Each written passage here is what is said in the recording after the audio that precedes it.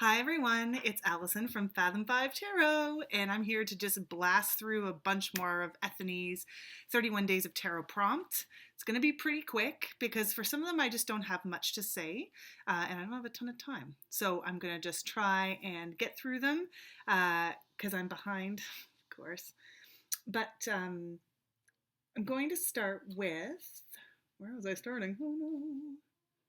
Oh yeah, after because I talked about all the High Priestess cards I liked. So I'm number 12, the divination tool outside of tarot that I used in 2019. Didn't. I'm pretty monogamous in what I'm interested in. I love the art of tarot and the metaphor that that art can serve. It's a very much sort of an in the moment, meditative, personal thing for me, so I don't do a lot else. Where would I like to be with my tarot practice in 10 years' time? I think I'd like to not try and define it too much and just see where it takes me. I guess a long-term goal that I have is I've tried several times to make meditation a practice, and I really have struggled with what it is to how to calm my mind. And tarot, looking at a tarot card and just thinking about all of the elements of that card and that sort of way to limit your focus has actually really helped me. So I'd like to try and use it to strengthen that skill because I feel like it's really productive and healthy to take that time to focus your mind. I don't see a ton changing. It's pretty personal. It's pretty, it's not something that I really do for. It's not a business or anything for me. So I don't know. Let's just see where we go. Tattoo, tarots, art, home decor to share or want. Okay, so things, other tarot things. Nope. I have one thing. I have one thing I can show, and it's actually right here because I'm gonna put it up on the wall soon. I'm scared of the commitment of a tattoo, and I don't think I probably will ever end up getting one. Although I'm open to like if something inspired me that I just was 100% that I knew I wanted forever, then I would do that.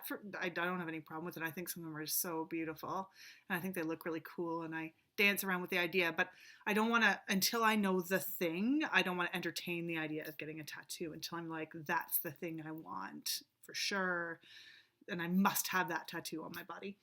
But I do have. I have to back up to do this because the poster. It's a band poster, and it's a depiction of the Sun card. So maybe that's a bit of a cheat. This is amazing poster from this incredible band that my brother and I love, and they did their first show in 10 years. And he flew to California from Ontario to go to this little bar show. And I said, see, he'd sent me the poster. Oh, see, look, there's the sun down there at the bottom. I just had it plaqued, which is why you can't see everything. And I was like, oh my God, get me one of those posters. They're so cool. And this band is just so amazing. Love them. And not only did he, but he got it signed. I love it. And I love the colors. And it's just so cool. But I mean, it wasn't just for tarot. It happened to be a coincidence. But to get that signed poster is everything. So that's awesome. But that's it. That's all I got. I don't know. Should get more stuff, I guess.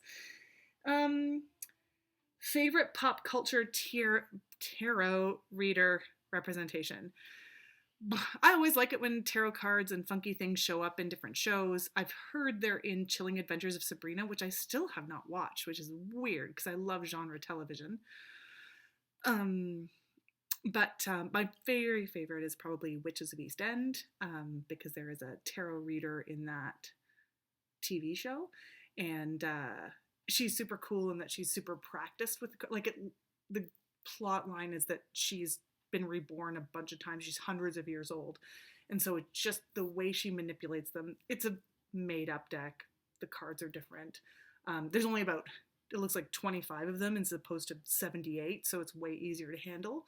But she just like does it like it's second nature, and it's just part of her everyday life, and it's that depiction that makes it so fun. So that would be my favorite, even though the show itself is just a cheese factory, but like in the best way, in like that type of cheese you enjoy at Christmas when you're watching Hallmark movies.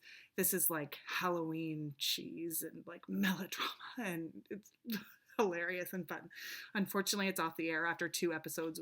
After 2 episodes, sorry, 2 seasons, and like canceled on a huge cliffhanger. So that's a big bummer. Don't get into it if you don't like that. Da, da, da. Paint, draw, collage your 2020 tarot card. I haven't done that yet. Come back to that.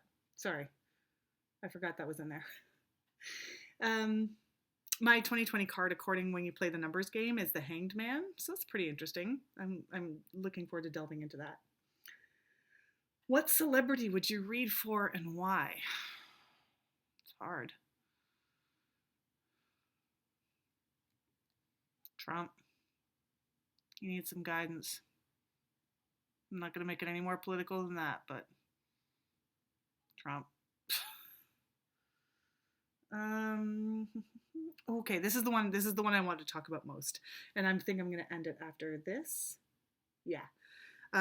Best deck for meditation or journey work. And really this is so much what I do anyway that like all of my decks are good for that, but this one is my current love affair. It's a bit of a cheat because it's brand new. I don't even really think I used it in 2019 because I don't think it arrived. I don't think so. I think I didn't get it till 2020. But it is, some of my cards are turned around, of course. The Spacious Tarot by Carrie Mallon, which was a Kickstarter that I backed. And I was like, I have enough decks. I hadn't bought any for a while. And then I saw this and I was just so moved. I mean, just look at that.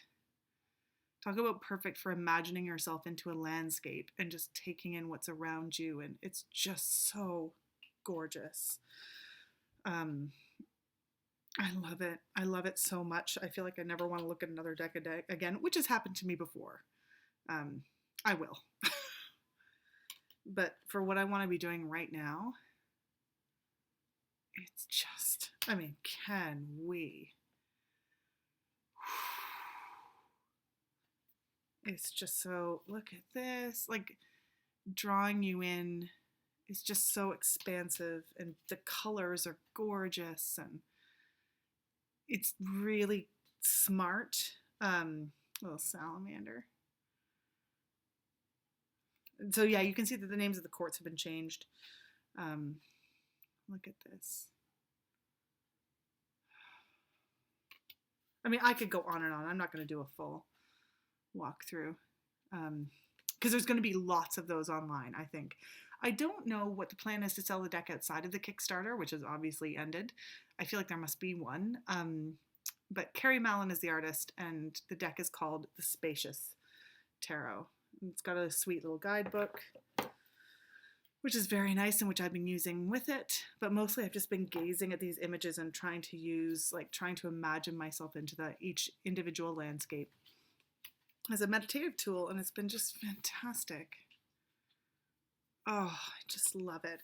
I also want to talk about, this card hasn't come up for me yet, but the Three of Pentacles. So on the Kickstarter version, we got a Kickstarter update that after all their proofreads and all of their work, they realized there was a typo on the Three of Pentacles.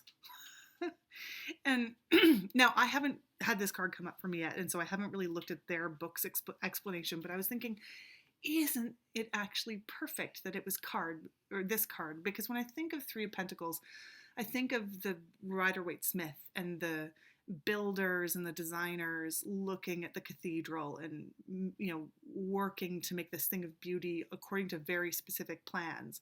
And you know what they say about the best laid plans, you know, they're just, you just don't know what little thing's going to come in to gum up the works. And then they said, you know, hopefully people will feel that this is like just a little fun quirk of the indie version of the deck. I don't know if it's going to be anything other than an indie version of the deck or the first printing or whatever. But I don't mind it at all.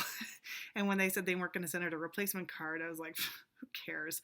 It is, I find it like a funny little quirk. And the fact that it showed up in the Three of Pentacles, which to me is a lot about design. And again, I don't know if that was their interpretation.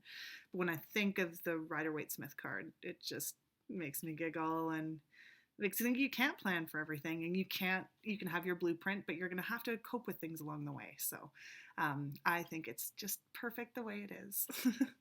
So that's where I'm going to leave it for today. I might do one more video tonight if I have time to talk about something else really cool and exciting. Yeah, so we'll see you soon. Have a good night.